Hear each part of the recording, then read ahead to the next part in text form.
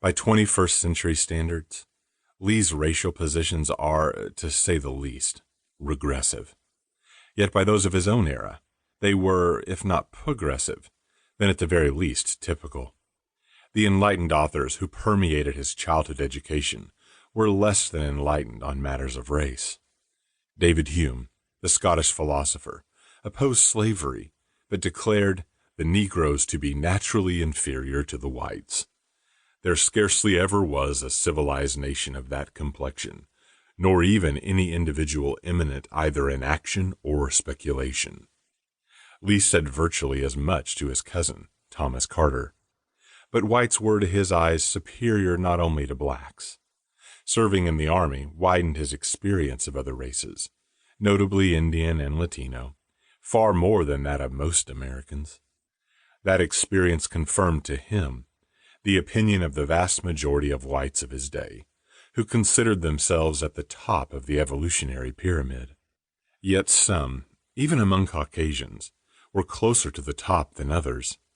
In 1866, Lee suggested to an English correspondent that his visit to America must have impressed upon him the fact that though climate, government, and circumstances have produced changes in the character of the people, yet in all essential qualities they resemble the races from which they are sprung, and that to no race are we more indebted for the virtues and qualifications which constitute a great people than to the Anglo-Saxon. Whatever Lee's private opinions, however, he carefully upheld the laws and practices of his day for the benefit of all persons, regardless of race.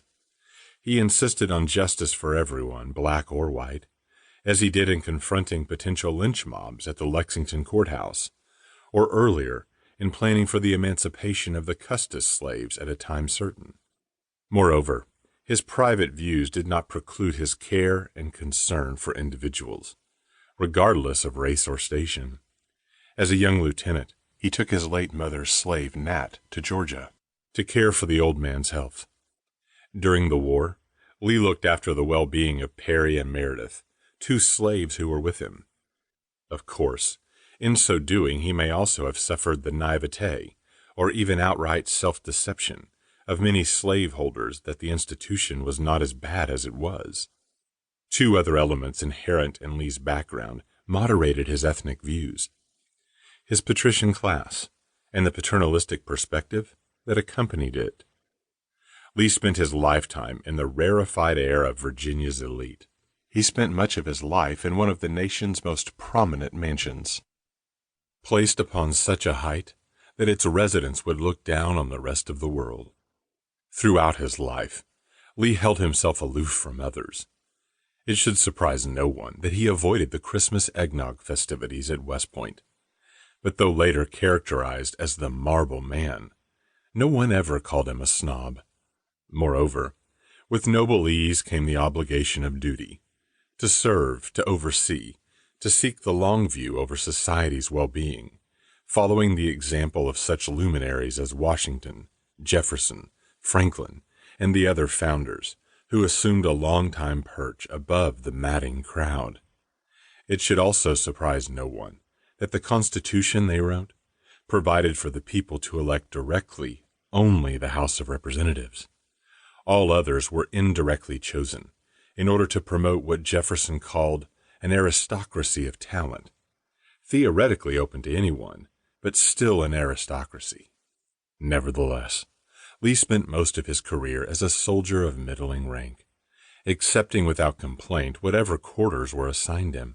He moved easily from the superintendent's house at West Point to a tent in the dusty Texas frontier, where he showed as much concern for soldiers grieving the death of their sons as he did for his social peers. Arlington House stood, too, as a shrine to paternalism. This classical ideal held three characteristics. First, a relationship. The term derives from the Latin pater, father. Second, a superiority. As the father heads the family, so the father figure oversees those dependent upon him. Third, an element of caring. It is the paternal responsibility to provide for dependents, helping them to grow and prosper,